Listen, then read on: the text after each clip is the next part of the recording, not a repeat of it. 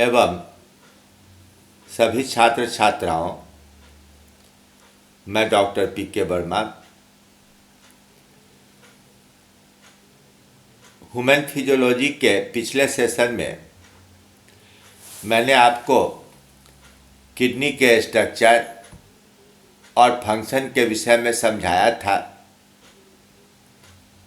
Urine बनने, urine के urinary bladder में जमा होने और यूरिन के डिस्चार्ज के संदर्भ में मैंने कुछ बातें बताई थी।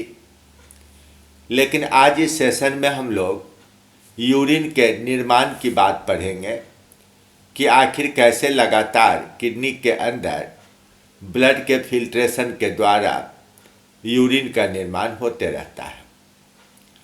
आप सभी जानते हैं कि हमारे ब्लड में ग्लूकोज, अमीनो एसिड्स, प्रोटीन, कई प्रकार के अन्य मेटाबोलाइट्स, यूरिया, मिनरल्स, विटामिन्स, विभिन्न हार्मोन्स और विशेष रूप से स्टेरॉइड हार्मोन्स और साथ ही साथ कई तरह की दवाइयाँ इत्यादि के प्रोडक्ट पाए जाते हैं। ये सभी हमारे किडनी में छनते हैं। जो काम के लायक कंपोनेंट है उनका पुनः अवशोषण हो जाता है और जो बेकार चीज़ें हैं, हानिकारक चीज़ें हैं, उन्हें हम बाहर निकलने देते हैं। इनमें से सबसे प्रमुख यूरिया है। अब यूरिया का घोल यानी यूरिया का सॉल्यूशन यूरिन कहलाता है, जिसके निर्माण को हम 3 अलग अलग स्टेप्स में बांट सकते हैं। पहला स्टेप है अल्ट्राफिल्ट्रेशन, दूसरा है रीएब्जॉर्प्शन और तीसरा है एक्टिव सिक्रीशन। इस डायग्राम में आपको एक रीनल ट्यूब्यूल, जिसे सीधा करके दिखलाया गया है, इसके विभिन्न हिस्से में होने वाली क्रियाओं का आउटलाइन बताया गया है। बाईं ओर ग्लोमेरुलस और बोमेंस कैप्सूल है, जहां पर फिल्ट्रेशन का काम होता है, ब्लड प्लाज्मा छाना जाता है।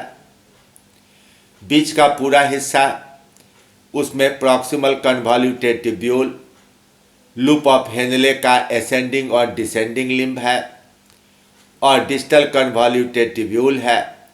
इसमें अधिकांश काम की चीज़ें रीएब्जॉर्ब कर ली जाती है और सिर्फ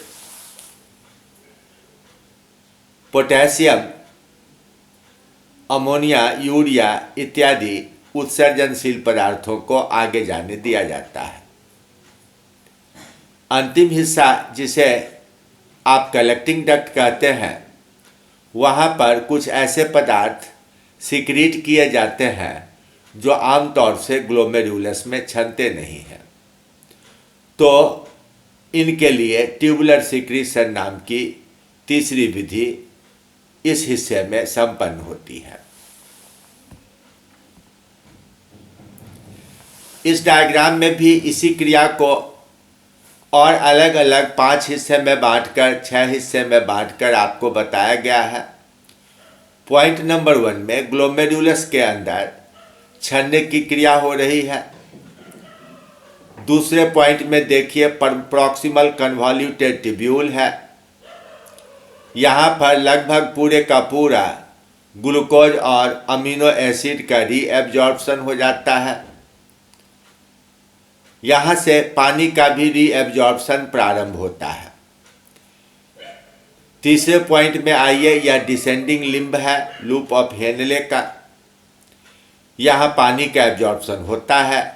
एसेंडिंग लिम्ब में सोडियम और वाटर दोनों का रीएब्जॉर्प्शन होता है। 5वीं जगह डिस्टल कन्वॉल्यूटेड ट्यूब्यूल है। यहाँ सोडियम और वाटर का एब्जॉर्प्शन होता है। साथ ही साथ यहाँ से फिल्ट्रेट का पीएच घटना शुरू हो जाता है, क्योंकि इसके अंदर लगातार पोटेशियम आयन की जगह प्रोटॉन का डिस्चार्ज होते रहता है। इस तरह अंत में कलेक्टिंग डक्ट के अंदर हाईली कंडेंस्ड फिल्ट्रेट आता है, जिसे हम यूरिन कहते हैं। तो संक्षेप में पढ़ी हुई इन बातों को आप विस्तार से समझिए। पहला प्रोसेस है अल्ट्राफिल्ट्रेशन। इसका मतलब हुआ फाइन फिल्ट्रेशन। अब यह फाइन फिल्ट्रेशन कहाँ होता है? तो ग्लोमेरुलस में हाई ब्लड प्रेशर के कारण प्लाज्मा का अधिकांश हिस्सा छनकर बोमेन्स कैप्सूल में चला आता है। ब्लड में पाए जाने वाले लगभग सभी पदार्थ सिर्फ हाई मोलेकुलर वेट प्रोटीन को छोड़कर अन्य सभी छनकर बोमेन्स कैप्सूल में चले आते हैं। अब ग्लोमेरुलस के अंदर बॉडी के अन्य हिस्सों की अपेक्षा लगभग 2 गुना प्रेशर होता है। यहाँ ब्लड का प्रेशर 55 से लेकर 60 मिलीमीटर तक होता है। इस दबाव को ग्लोमेरुलर हाइड्रोस्टैटिक प्रेशर कहा जाता है। इस बल का विरोध 2 अलग अलग अन्य फोर्सेज करते हैं। ब्लड प्लाज्मा के अंदर जो घुले हुए एल्बुमिन प्रोटीन होते हैं उनके कारण यह प्लाज्मा विस्कस होता है। उसकी विस्कोसिटी इसकी गति का विरोध करने वाला होता है, छनने की क्रिया को रोकने वाला होता है। इसे कॉलॉइडल हाइड्रोस्टैटिक प्रेशर या ऑन्कोटिक प्रेशर कहा जाता है। इसका मान लगभग 30 मिलीमीटर होता है। इसी तरह पहले से छन कर निकले हुए पदार्थ जो बोमेन्स कैप्सूल और कनेक्टिव टिश्यू में पाए जा रहे हैं उनका भी अपना एक दबाव होता है। इसे कैप्सुलर हाइड्रोस्टैटिक प्रेशर कहा जाता है। इसका मान भी 15 से 18 मिलीमीटर तक होता है। अब ब्लड के दबाव में से अगर हम कॉलॉइडल हाइड्रोस्टैटिक प्रेशर और कैप्सुलर हाइड्रोस्टैटिक प्रेशर को घटा देते हैं तो इससे इफेक्टिव फिल्ट्रेशन प्रेशर या नेट फिल्ट्रेशन प्रेशर बनता है। इसका मान 55 -30 -15 यानी कि 10 मिलीमीटर होता है। अब इस 10 मिलीमीटर इफेक्टिव फिल्ट्रेशन प्रेशर के कारण 120 से 125 मिलीलीटर ब्लड प्लाज्मा प्रति मिनट छन जाया करता है। यानी कि 1 मिलीमीटर दबाव से 12 मिलीलीटर से 12.5 मिलीलीटर तक ब्लड प्लाज्मा छनता है। तो इसे हम लोग फिल्ट्रेशन रेट पर मिनट या ग्लोमेरुलर फिल्ट्रेशन रेट कहते हैं, GFR कहते हैं। ये ग्लोमेरुलस और बोमेन्स कैप्सूल का फाइन स्ट्रक्चर दिखलाया गया है। आप इसमें देख सकते हैं कि अफरेंट आर्टरी का डायमीटर ज़्यादा है और इफरेंट आर्टरी का डायमीटर कम है। इधर है अफरेंट आर्टरी और दूसरी ओर है इफरेंट रीनल आर्टरी। तो एक तो डॉर्सल एओर्टा से सीधे ब्लड लेने के कारण इसका प्रेशर हाई है और ऊपर से इसमें डायमीटर का फर्क है, इसलिए ग्लोमेरुलस में ब्लड का प्रेशर काफ़ी हाई हो जाया करता है।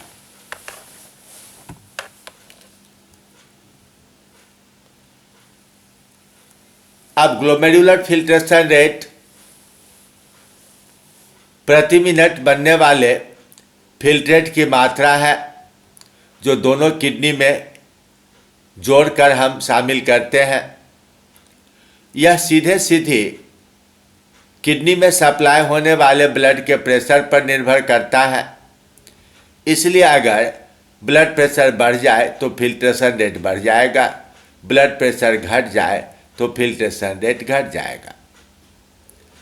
स्टार्लिंग नामक वैज्ञानिक ने इफेक्टिव फिल्ट्रेशन प्रेशर के अलावे एक फिल्ट्रेशन कांस्टेंट की चर्चा किया जिससे कि ग्लोमेरुलर फिल्ट्रेशन रेट प्रभावित होता है। यह मुख्य रूप से परमेबिलिटी से संबंधित है कि ब्लड कैपिलरी और बोमेन्स कैप्सूल के एपिथेलियम इन दोनों का परमेबिलिटी विभिन्न सब्सटेंसेज के लिए कितना है। ग्लोमेरुलर फिल्ट्रेशन रेट पर अगर किसी कारणवश यह फिल्ट्रेशन रेट घटता बढ़ता है तो इसके लिए मुख्य रूप से ब्लड प्रेशर उत्तरदायी है। अगर आर्टेरियल ब्लड प्रेशर घटकर आधा हो जाए तो हो सकता है प्लाज्मा का फिल्ट्रेशन रुक जाए, और अगर यह आर्टेरियल ब्लड प्रेशर बढ़कर दूना हो जाए तो प्लाज्मा का फिल्ट्रेशन रेट 5 से 6 गुना ज़्यादा हो जाएगा। अब दोनों किडनी से होकर प्रति मिनट लगभग 1500 मिलीलीटर ब्लड गुजरते रहता है। इनका 50 to 60% प्लाज्मा होता है, यानी प्लाज्मा का वॉल्यूम 750 to 900 ml हो सकता है। एक्सपेरिमेंट में लगभग 700 मिलीलीटर प्लाज्मा का वॉल्यूम छनते हुए दिखलाया जाता है। अब इसमें से अगर 120 से 125 मिलीलीटर प्लाज्मा फिल्टर्ड होता है तो मिनिमम रेट यानी 120 मिलीलीटर आउट ऑफ 900 और maximum rate 125 millilitre out of 750 millilitre हम कैलकुलेट करेंगे तो यह 13.33% टू 16.66% होगा, यानी रफली यह 13 to 70% होगा। लेकिन कई बुक्स में इसे 20% लिख दिया जाता है।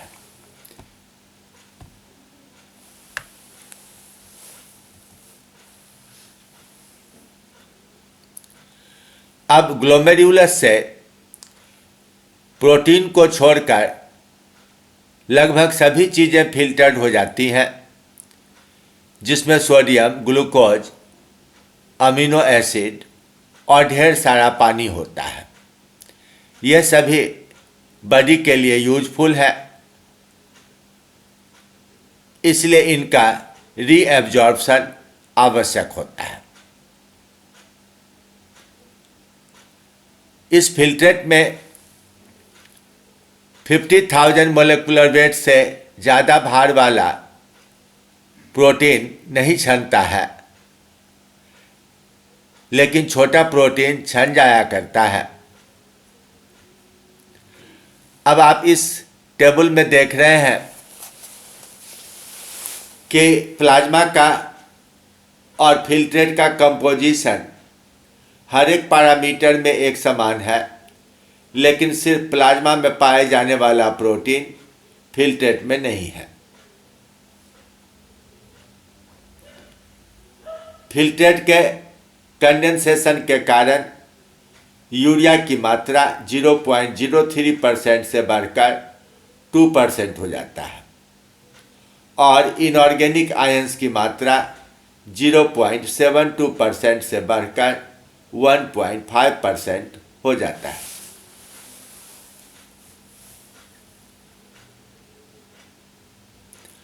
अब हम लोग रीनल ट्यूब्यूल में रीएब्जॉर्प्शन की बात समझें। प्लाज्मा में छनने वाले पदार्थों में जो सॉल्यूट्स हैं, घुलनशील पदार्थ हैं, उनका लगभग 75% रीनल ट्यूब्यूल के विभिन्न हिस्सों में रीएब्जॉर्ब हो जाते हैं। सबसे पहले प्रॉक्सिमल कन्वॉल्यूटेड ट्यूब्यूल में लगभग पूरे का पूरा अमीनो एसिड और ग्लूकोज रीएब्जॉर्ब हो जाता है। यहाँ ग्लूकोज और अमीनो एसिड का एब्जॉर्प्शन एक्टिव ट्रांसपोर्ट के द्वारा होता है, जो sodium dependent active transport mechanism कहलाता है। इस पर किसी भी हार्मोन का सीधा प्रभाव नहीं पड़ता है। यह क्रिया लगातार होते रहती है, लेकिन अगर किसी कारण से किसी एनाबॉलिक हार्मोन के कारण ब्लड के अंदर ग्लूकोज और अमीनो एसिड की मात्रा बहुत कम हो जाए तो इनका एब्जॉर्प्शन रेट कुछ ज़्यादा हो सकता है।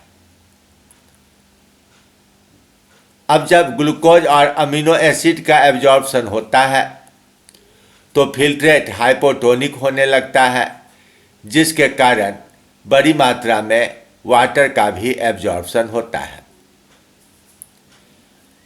प्रॉक्सिमल कन्वॉल्यूटेड ट्यूब्यूल में फॉस्फेट का भी एब्जॉर्प्शन होता है।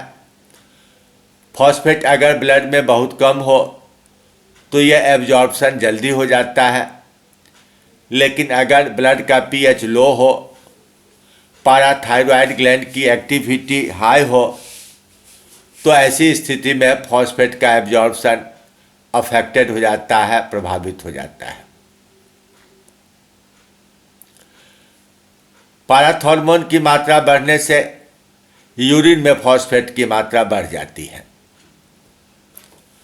सोडियम क्लोराइड और बाइकार्बोनेट रीनल ट्यूब्यूल के लगभग सभी हिस्से में एक समान रूप से एब्जॉर्ब होते रहते हैं। अब इस दाईं ओर के डायग्राम में एक लिस्ट की तरह दिखाया गया कि पीसीटी के द्वारा ग्लूकोज, अमीनो एसिड, लगभग सारे small molecular weight protein, vitamin, lactate, urea, uric acid, sodium, potassium, calcium, magnesium इत्यादि का एब्जॉर्प्शन हो सकता है। लेकिन दूसरी ओर यूरिया, यूरिक एसिड का एक्सक्रीशन भी इस हिस्से में होता है। बाकी हिस्से में या तो वाटर का एब्जॉर्प्शन हो रहा है, सोडियम का एब्जॉर्प्शन हो रहा है, बाइकार्बोनेट और क्लोराइड का एब्जॉर्प्शन हो रहा है, लेकिन अमोनिया और यूरिया का इनमें सिक्रीशन भी होता है। पीसीटी में और डिसेंडिंग लिम्ब में थोड़ा हिस्सा एसेंडिंग लिम्ब में भी सोडियम का एब्जॉर्प्शन पैसिव ट्रांसपोर्ट के द्वारा होता है। सोडियम के साथ साथ या तो क्लोराइड का री एब्जॉर्प्शन होता है या नहीं तो सोडियम का पोटेशियम के द्वारा एक्सचेंज हुआ करता है। इसके बाद एसेंडिंग लिम्ब के ऊपरी हिस्से में सोडियम का एक्टिव ट्रांसपोर्ट प्रारंभ होता है।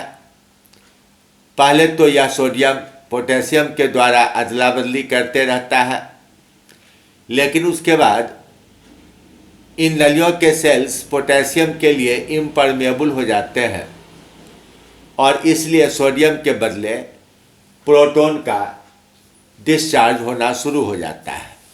इसके परिणाम स्वरूप धीरे धीरे पीएच घटते हुए 4.5 तक चला जाता है। इस डायग्राम में रीअब्जॉर्प्शन की इन्हीं विभिन्न क्रियाओं को दिखलाया गया है और एक दिन में लगभग 180 लीटर यूरिन बनने के क्रम में ब्लड प्लाज्मा का फिल्ट्रेशन होता है, जिसमें 179 लीटर का रीअब्जॉर्प्शन हो जाता है और लगभग 1 लीटर यूरिन प्रतिदिन हम डिस्चार्ज करते हैं। इसलिए 24 घंटे के अंदर 1 लीटर पानी का पिया जाना भी जरूरी है, आवश्यक है। अब टेबल की तुलना करके आप देखिए तो सोडियम जो ब्लड प्लाज्मा में 540 ग्राम्स पाया जाता है, 24 घंटे में सिर्फ 3 ग्राम एक्सक्रीट होता है, जबकि पोटेशियम जिसकी मात्रा ब्लड प्लाज्मा में मात्र 24 ग्राम होती है, वह 4 ग्राम एक्सक्रीट होता है। यानी सोडियम की अपेक्षा पोटेशियम का एक्सक्रीशन बहुत अधिक मात्रा में होता है। यूरिया लगभग 50% एक्सक्रीट होता है। 24 घंटे में ब्लड प्लाज्मा में 53 ग्राम यूरिया पाए जाते हैं, जिनमें 25 ग्राम एक्सक्रीट हो जाते हैं।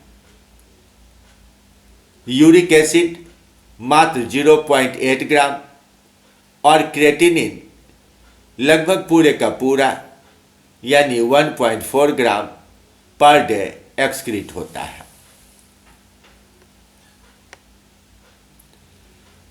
डिस्टल कन्वॉल्यूटेड ट्यूब्यूल और कलेक्टिंग डक्ट में वाटर का एक्टिव ट्रांसपोर्ट के द्वारा एब्जॉर्प्शन होता है। यहाँ सोडियम और वाटर दोनों का रीएब्जॉर्प्शन एक्टिव ट्रांसपोर्ट के द्वारा होता है। जैसे जैसे कॉर्टेक्स से मेडुला की ओर बढ़ते हैं वैसे वैसे ऑस्मोटिक प्रेशर बढ़ता चला जाता है और ये 1000 से 1200 मिली ऑस्मोल तक हो जाता है। मेडुला के अंदर की ओर सॉल्ट कंसंट्रेशन ज़्यादा रहने के कारण वाटर एब्जॉर्ब करने की टेंडेंसी बढ़ती है, लेकिन कलेक्टिंग डक्ट के अंतिम हिस्से में सोडियम के लिए कनेक्टिव टिश्यू और फिल्ट्रेट दोनों आइसोस्मोटिक हो जाता है, इसलिए 500 से 600 मिलीग्राम यूरिया का रीएब्जॉर्प्शन करना पड़ता है। अब ऐसे कई पदार्थ हैं जो ग्लोमेरुलस में छनते नहीं हैं लेकिन यूरिन में पाए जाते हैं। अब ऐसे पदार्थ आए कहाँ से? तो निश्चित रूप से जो ब्लड कैपिलरीज यूरिनिफेरस ट्यूब्यूल के असेंडिंग डिसेंडिंग लिम्ब और कलेक्टिंग डक्ट के समानांतर फैले हुए हैं उनके द्वारा इनका एक्टिव सिक्रीशन होता होगा। ऐसे कई पदार्थ हैं जो बोमेन्स कैप्सूल में नहीं छनते हैं लेकिन यूरिन में पाए जाते हैं। पारा अमीनो हिप्पूरिक एसिड, क्रिएटिनिन, पेनिसिलिन ऐसे ही पदार्थ हैं। इनके अलावे एस्पिरिन, फेनोबार्बिटोन इनका भी एक्टिव सिक्रीशन होता है। तो इस प्रकार की क्रिया से 1 से लेकर 1.5 मिलीलीटर हाईली कंडेंस्ड यूरिन प्रति मिनट बनते रहता है और धीरे धीरे रीनल ट्यूब्यूल से छनकर ये यूरेटर होते हुए यूरिनरी ब्लैडर में जमा होते हैं। तो इस तरह से आपने यूरिन बनने की क्रिया को समझा। इसको हम संक्षेप में अगर रिवाइज करें तो आप ऐसे समझिए कि प्रति मिनट 1.5 लीटर ब्लड किडनी से छनता है। 700, 750 या मैक्सिमम 900 मिलीलीटर प्लाज्मा इसमें पाया जाता है। इस प्लाज्मा का 120 से 125 मिलीलीटर बोमेन्स कैप्सूल में छनता है। इस फिल्ट्रेट के साथ ग्लूकोज और अमीनो एसिड्स, कई सारे विटामिन्स, स्टेरॉयड हार्मोन्स इत्यादि भी छनते हैं, लेकिन इनमें अधिकांश का प्रॉक्सिमल कन्वॉल्यूटेड ट्यूब्यूल में रीएब्जॉर्प्शन हो जाता है।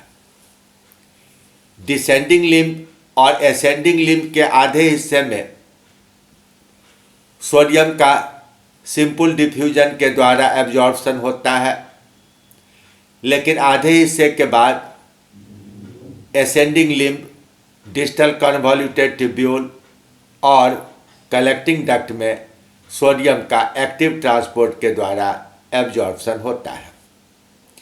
इस एक्टिव ट्रांसपोर्ट पर एड्रिनल ग्लैंड का एल्डोस्टेरोन नाम का हार्मोन डायरेक्ट कंट्रोल करता है। सोडियम के एब्जॉर्प्शन में थोड़ी दूरी तक पोटासियम का एक्सचेंज होता है, लेकिन उसके बाद जितना सोडियम एब्जॉर्ब होता है उतना ही प्रोटॉन फिल्ट्रेट में एक्सक्रीट होता है, जिससे कि फिल्ट्रेट का पीएच घटता चला जाता है और अंत में यूरिन का पीएच 4.5 हो जाता है। इसी तरह से शुरू में पानी का डिफ्यूजन के द्वारा एब्जॉर्प्शन होता है, लेकिन डिस्टल कन्वॉल्यूटेड ट्यूब्यूल और कलेक्टिंग डक्ट में नलियों की दीवार वाटर के लिए इम्परमेबल हो जाती है, तो वहाँ भी इनका एक्टिव ट्रांसपोर्ट के द्वारा रीएब्जॉर्प्शन कराया जाता है। इसका एक्टिव ट्रांसपोर्ट हाइपोथैलेमस और पिट्यूटरी से निकलने वाले वैसोप्रेसिन नाम के हार्मोन के द्वारा नियंत्रित होता है। इसलिए अगर वैसोप्रेसिन की कमी हो जाए तो यूरिन का वॉल्यूम बढ़ जाता है। बढ़े हुए यूरिन वॉल्यूम को डायूरेसिस कहा जाता है। इसलिए वैसोप्रेसिन को एंटी डायूरेटिक हार्मोन कहा जाता है। यदि किसी पर्सन में लगातार वैसोप्रेसिन की मात्रा की कमी हो तो बार बार यूरिनल जाने की आवश्यकता पड़ती है और इसे हम एक डिजीज के रूप में मानते हैं, जिसे डायबिटीज इंसिपिडस कहा जाता है। तो इस तरह आपने किडनी की रचना, एक्सक्रीटरी सिस्टम की क्रिया, यूरिन के निर्माण और डिस्चार्ज, इन 2 सेशंस में आपने किडनी के विषय में लगभग सारी बातें पढ़ ली है। Thank you very much.